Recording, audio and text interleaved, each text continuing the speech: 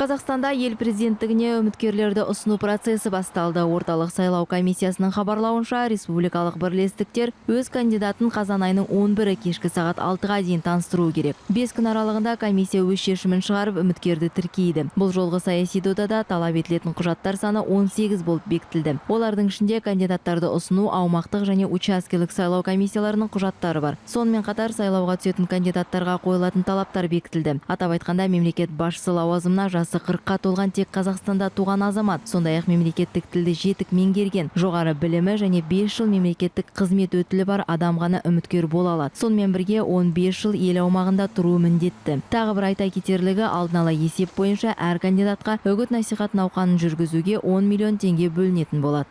Целевое расходование средств. Қаржының мақсатты түрде жұмсалуын орталық сайлау комиссиясы қадағалайды. Сонымен бірге комиссия кандидаттың сайлау қорына қаражаттың түсуі мен жұмсалуын бақылауды жүзеге асырады. Үміткер барлық талапты орындауға міндетті. Фонда кандидата, которые он должен соблюдать.